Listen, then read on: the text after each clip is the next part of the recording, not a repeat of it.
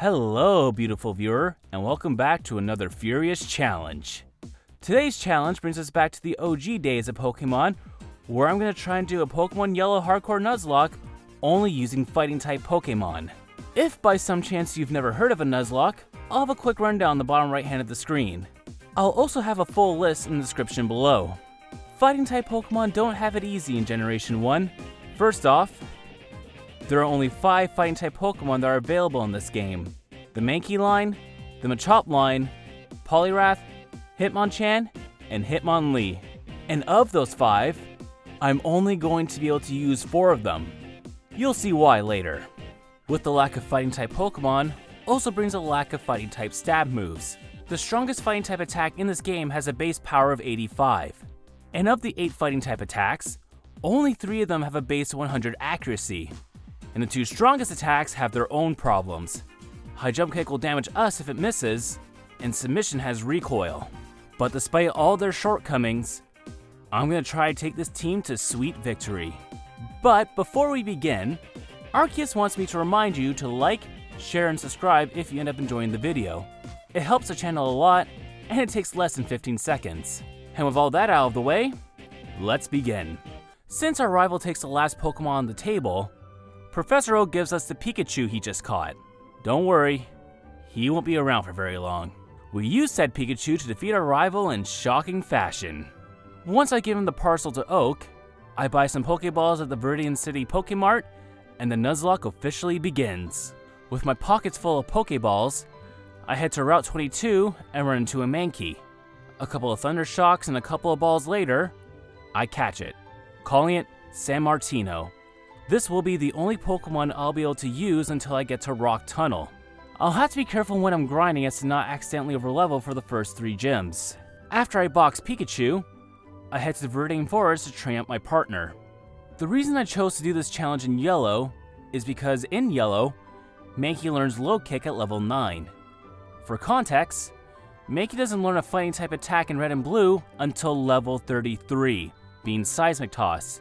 Plus, it doesn't learn its next move, Karate Chop, until level 15, which for some reason is a normal move in Generation 1. With only Scratch and Leer available to me for Brock in Red and Blue, I think it's safe to say this battle will be almost impossible without some insane RNG, especially since Mankey has all the durability of Sugar Glass. Plus, with the level cap between Misty and Surge only being 3 levels, with Misty's Ace being level 21 and Surge's at level 24, I would have to go into Brock's and Misty's gyms slightly underleveled as to not overlevel for Surge. A problem I face in my Fire Red Nuzlocke only using Fire types. Usually, I go for the harder challenges, but seeing as the challenge would be nearly impossible without some insane luck, I figured it'd be best to cut my losses and play Yellow instead. It also helps that Brock is slightly nerfed in terms of level cap. In Red and Blue, his Ace is at level 14, but in Yellow, it's level 12. Something I keep forgetting until I look it up. However, his moveset is still the same as in the original Red and Blue games. He leads with Geodude, who's taken out with 1 attack thanks to a crit low kick. Now I just gotta take care of Onyx. The first low kick flinches it, then Ctrl-C, Ctrl-V, as the second attack flinches as well. One more low kick takes it out, awarding me my first badge. I shudder to think how much harder this would have been on Red and Blue. Also, completely off script as I just remembered this, you can't actually catch a Mankey till after you beat Brock in the original games, so yeah, there's that as well. I still have to be careful as I make my way to Cerulean. I only battle the trainers that are unavoidable as to not go in overleveled. I make it to Cerulean at level 19. Before I challenge Misty, I figured it'd be best to take care of my rival first. A crit Karate Chop nearly takes out his Spearow. In return, we get crit by Peck, nearly taking us out. A second Karate Chop knocks out Spearow. Sandshrew is out next, and a crit Karate Chop does about half. He answers back with Scratch, bringing San Martino down to 9 HP. We get yet another crit, but Sandshrew barely hangs on. Another Scratch brings us down to 2 HP. With one more attack, Sandshrew goes down. We level up, bringing our HP to 4. Oh boy. Rattata's out next, and I pray it doesn't use Quick Attack. Crisis averted as Low Kick one-shots it, as it does the same to Eevee, defeating our rival. Man, that was close. After defeating all the trainers on Nugget Bridge, I level up just enough where I barely hit the cap, but Knockout Staryu will level me up. I can't go into the battle overleveled, but if I level up during the battle itself, that's okay. Once I have achieved that, I challenge Misty. A crit Mega Punch will one-shot Staryu. Either that or a combo of Mega Punch and Karate Chop. The real issue is Starmie. It's faster than us, and since Special is one stat in this game, it's bulky on both ends. I'm gonna need a crit to have any chance of taking this thing out. And if it uses Harden, then I'm hardly gonna put a dent in the star without a crit. On top of that, since Staryu has a naturally high speed, it has a naturally high crit rate.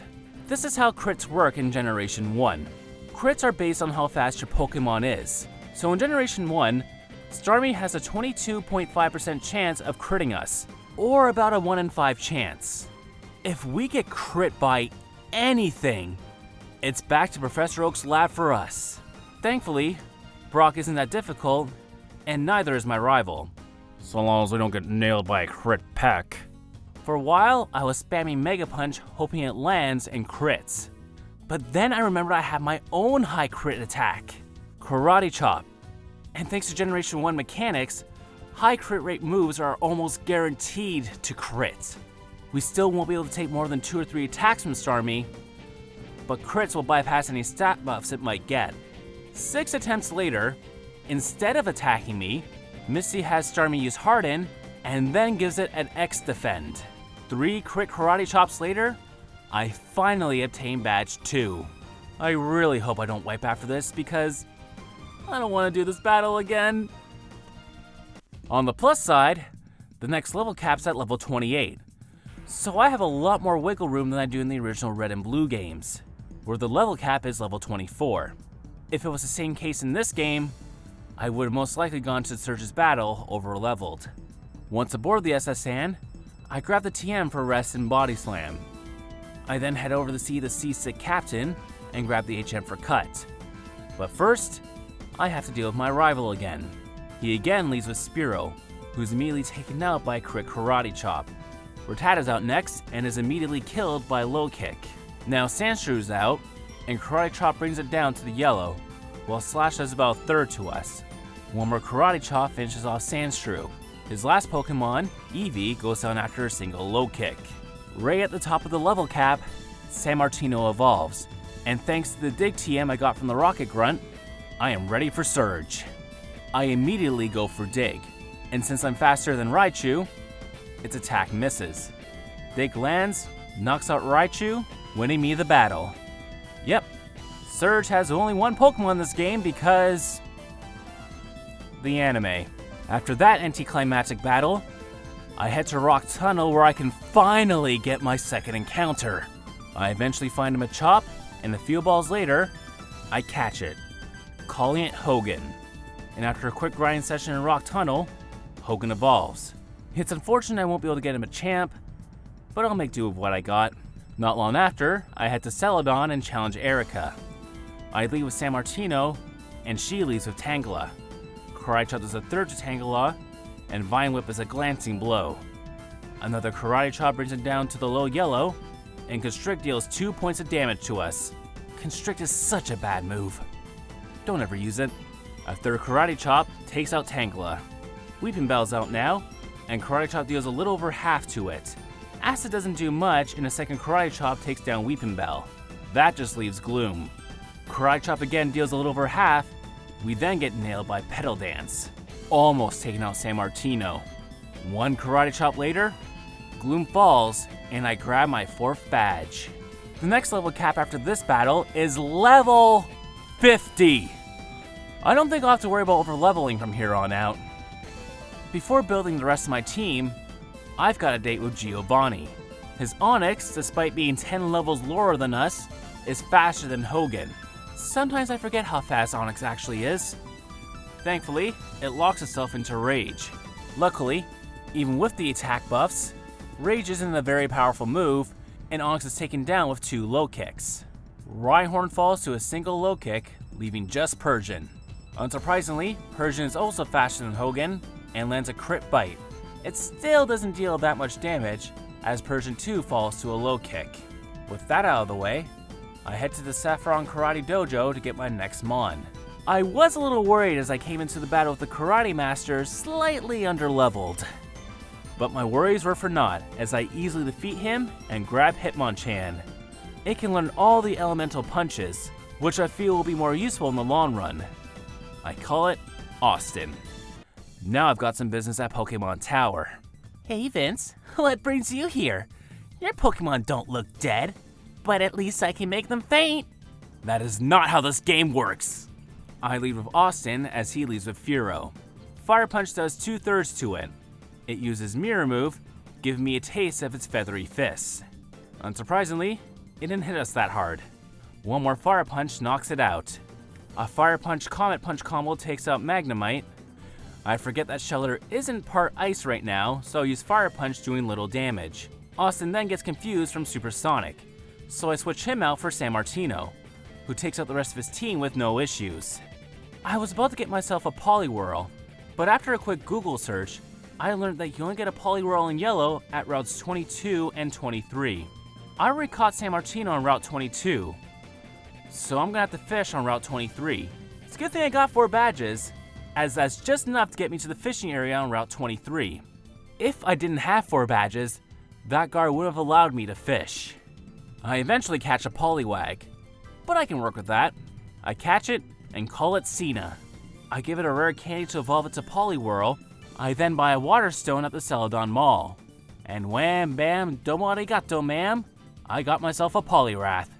To get myself ready for the upcoming gym rush, I head to Silph, where along with some rocket grunts, I run into my rival. He leaves with Sandslash, and I start with Austin. Ice Punch deals about half to Sandslash, and Poison Sting barely puts a dent in Austin. Thankfully, I avoid getting poisoned, and the second Ice Punch freezes Sandslash. Being no more useful than a statue now, I hit with one more Ice Punch and take it out. Cloyster's up next, and Austin gets the paralysis thanks to Body Slam. I switch in Cena, who gets confused on the switch. After hitting myself on my next turn, Cena breaks free and lands a Psychic, taking it out. Magneton comes out next, and I switch in Hogan. Hogan puts Magneton down with a combination of Seismic Toss and Karate Chop, because I didn't realize I was out of PP for Earthquake. For Kadabra, I switch in San Martino, who gets nailed with Confusion on the switch, dealing massive damage. Thankfully, Strength one-shots it, and San Martino one-shots Flareon with Dig. After healing up my team, I have yet another meeting with Giovanni. Cena one-shots Nidorino with Psychic, a couple of Body Slams takes out Persian, Surf then drowns the rest of his team. On the plus side, I get an extra 140 Pokédollars thanks to Persian using Payday. Now it's time for the gym rush, as we're going to top up the next 4 gym battles back to back. Both Koga and Sabrina's level cap are the same, so I only train Cena up to level 49, hoping that he'll be able to sweep Koga's team with Psychic. He one-shots his first 2 Venonauts, his third one just lives the attack and goes for Sleep Powder, which thankfully misses. A second Psychic does the trick. To my surprise, his Venomoth is faster and uses Psychic, dealing over half. Cena's Psychic also deals about half, but Arazor's its special. I didn't want to take the risk losing Cena, so I switch in San Martino. Psychic deals a little over a third to him on the switch. San Martino thankfully is faster and lands a Strength, but Venomoth manages to hang on. San Martino lives a second Psychic and then takes out Venomoth with one more Strength. And that's batch 5. Up next is Sabrina, and I'm a little nervous for this one given Psychic is the most powerful type in this generation, and Psychic is a fighting Pokemon's kryptonite. I decide to lead with San Martino, as he's by far my fastest Pokemon, hence my best bet for sweeping. Body Slam one-shots Sabrina's Abra and Kadabra. Alakazam manages to take the attack, but uses Reflect. One more Strength finishes off Alakazam, and that's batch 6. Next up is Blaine. Ninetales starts by confusing Hogan, who hits itself in confusion. After that, we get hit with a crit quick attack. Hogan somehow gets past the confusion, and one-shots Ninetales with Earthquake. Rapidash is up next, who flinches us with Stomp. On Blaine's next turn, it uses Growl, which is how I believe Rapidash survives the upcoming Earthquake. Rapidash goes for another Stomp, which doesn't flinch us, allowing me to get another Earthquake, taking it out. For Arcanine, I switch in Cena, who takes it out after a couple of surfs. And that's how I got Batch 7. Rounding off this rush of gym leaders is Giovanni. He leads a Duck Trio, who hits us with Earthquake. It did much less than I expected it would. A surf from Cena washes the trio away. When Persian comes out, Giovanni gives it a Guard Spect, which is fine because I wasn't planning on using any status moves anyway. Surf almost takes out Persian as it goes for Fury Swipes. That misses. One more surf drowns Persian. Luckily, Cena is faster than his last 3 Pokemon and is able to ride the wave of victory, grabbing me my 8th badge. With that out of the way, I can finally head for the Indigo Plateau. But first, I need to battle my rival again. Austin takes out Sandslash after a couple of Ice Punches. A couple more punches takes out Execute, but this time, it was of the Fire element. But Austin unfortunately did get seeded in the process. 2 Thunder Punches takes out Cloyster, a pair of Body Slams takes out Magneton and Alakazam.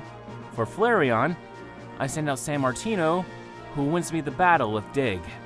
After a training montage in Victory Road, that I forgot to record, I hit the level cap of 62, and my team is as ready as they'll ever be to face the Elite. Here we go. Leading off is Lorelei. She leaves with Dewgong, and I send out Austin. Thunder Punch does a little over half as it uses Rest. Lorelei suffers from what we call Good AI syndrome. Good AI will only use moves of a type that are super effective against the Pokemon they're facing. In this case, Psychic. And since Rest is the only Psychic type move it knows, it'll only use said move. Luckily, Austin takes it out before it can rest up again. Austin deals with Cloyster with a pair of Thunder Punches. Slowbro's up next, and a spammy Amnesia. I was hoping Thunder Punch would paralyze it, but no such luck. Then I tried Body Slam. Again, no paralysis. Then it uses Psychic. Yeah, Austin's not living a +4 Psychic. That's too bad. I send out San Martino, who finishes off Slowbro. He then one-shots Jinx with Strength, and then sustains the Lapras thanks to a crit low kick. First member down, and I'm down 1 Pokemon. Up next is Bruno.